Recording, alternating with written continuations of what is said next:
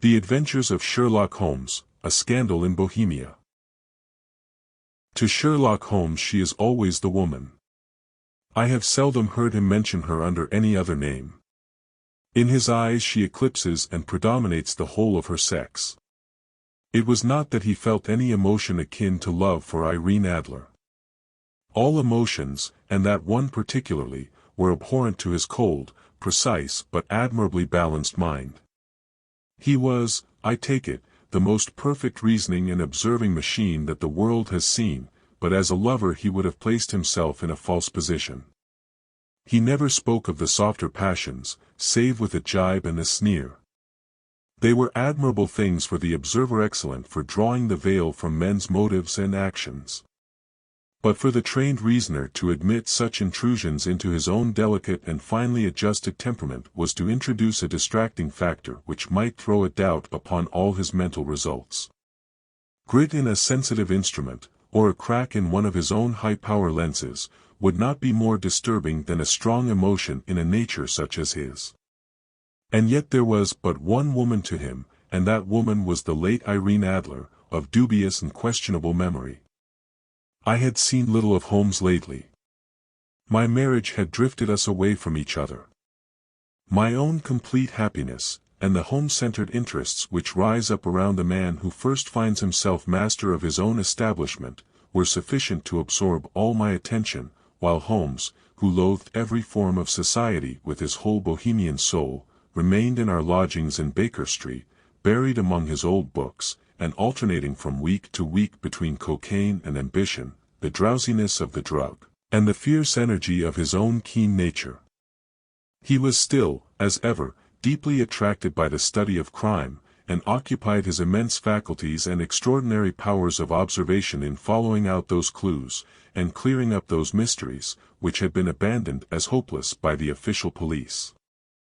From time to time I heard some vague account of his doings, of his summons to Odessa in the case of the Trepoff murder, of his clearing up of the singular tragedy of the Atkinson brothers at Trincomalee, and finally of the mission which he had accomplished so delicately and successfully for the reigning family of Holland. Beyond these signs of his activity, however, which I merely shared with all the readers of the daily press, I knew little of my former friend and companion. One night, it was on the 20th of March, 1888, I was returning from a journey to a patient, for I had now returned to civil practice, when my way led me through Baker Street. As I passed the well-remembered door, which must always be associated in my mind with my wooing, and with the dark incidents of the study in scarlet, I was seized with a keen desire to see Holmes again, and to know how he was employing his extraordinary powers. His rooms were brilliantly lit, and, even as I looked up, I saw his tall, spare figure pass twice in a dark silhouette against the blind. He was pacing the room swiftly, eagerly, with his head sunk upon his chest and his hands clasped behind him. To me, who knew his every mood and habit, his attitude and manner told their own story. He was at work again. He had risen out of his drug-created dreams and was hot upon the scent of some new problem. I rang the bell and was shown up to the chamber which had formerly been in part my own. His manner was not effusive. It seldom was, but he was glad, I think, to see me. With hardly a word spoken, but with a kindly eye, he waved me to an armchair, threw across his case of cigars, and indicated a spirit case and a gasogene in the corner. Then he stood before the fire and looked me over in his singular introspective fashion. "Wedlock suits you," he remarked. "I think, Watson, that you have put on 7.5 pounds since I saw you." 7. I answered. "Indeed, I should have thought a little more." "Just a trifle more, I fancy, Watson." "And in practice again, I observe. You did not tell me that you intended to go into harness." "Then, how do you know?" "I see it, I deduce it." "How do I know that you have been getting yourself very wet lately, and that you have a most clumsy and careless servant girl?" "My dear Holmes," said I, "this is too much. You would certainly have been burned, had you lived a few centuries ago. It is true that I had a country walk on Thursday and came home in a dreadful mess, but as I have changed my clothes I can't imagine how you deduce it. As to Mary Jane, she is incorrigible, and my wife has given her notice, but there, again, I fail to see how you work it out. He chuckled to himself and rubbed his long, nervous hands together.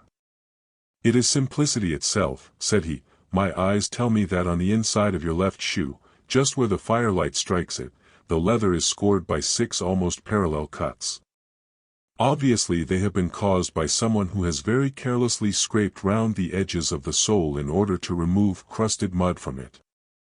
Hence, you see, my double deduction that you had been out in vile weather, and that you had a particularly malignant boot-slitting specimen of the London slavey.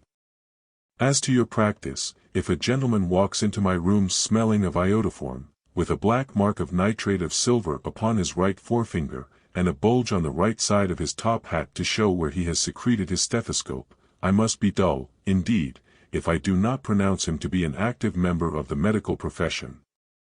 I could not help laughing at the ease with which he explained his process of deduction. When I hear you give your reasons, I remarked, the thing always appears to me to be so ridiculously simple that I could easily do it myself, though at each successive instance of your reasoning I am baffled, until you explain your process. And yet I believe that my eyes are as good as yours. Quite so, he answered, lighting a cigarette, and throwing himself down into an armchair. You see, but you do not observe. The distinction is clear. For example, you have frequently seen the steps which lead up from the hall to this room. Frequently. How often? Well, some hundreds of times. Then how many are there? How many? I don't know. Quite so. You have not observed. And yet you have seen. That is just my point. Now, I know that there are 17 steps, because I have both seen and observed. By the way, since you are interested in these little problems, and since you are good enough to chronicle 1 or 2 of my trifling experiences, you may be interested in this. He threw over a sheet of thick, pink-tinted notepaper which had been lying open upon the table. It came by the last post.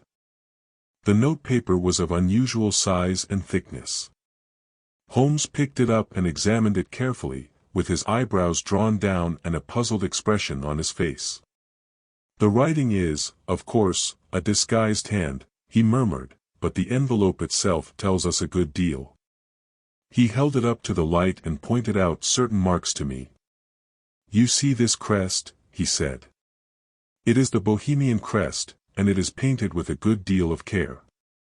Ah, said I see the crown is a ducal one, if that is any help to you. It is more than that.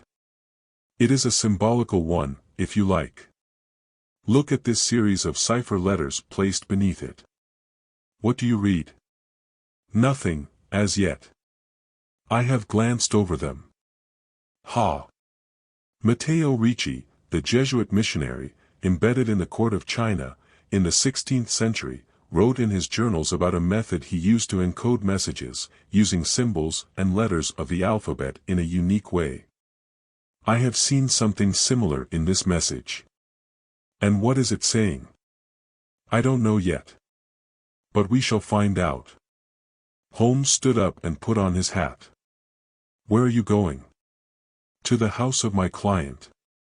I shall come with you. I'm afraid you can't, Watson. It is a delicate and private matter, and there is no place for 2 people.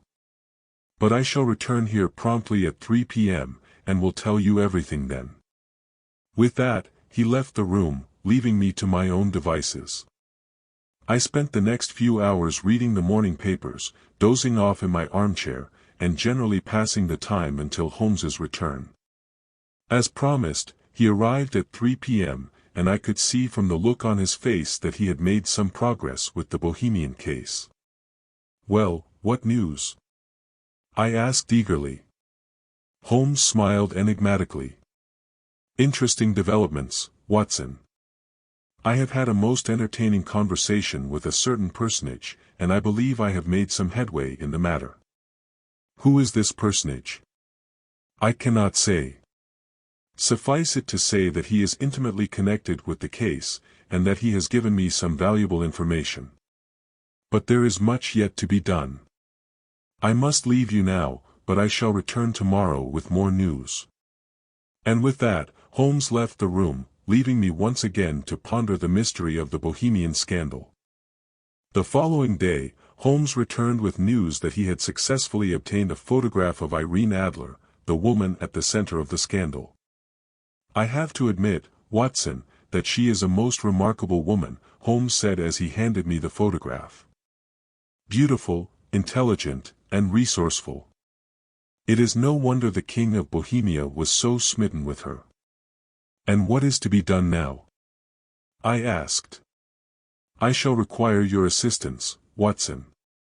We must find out where Miss Adler is keeping the photograph, and devise a plan to obtain it.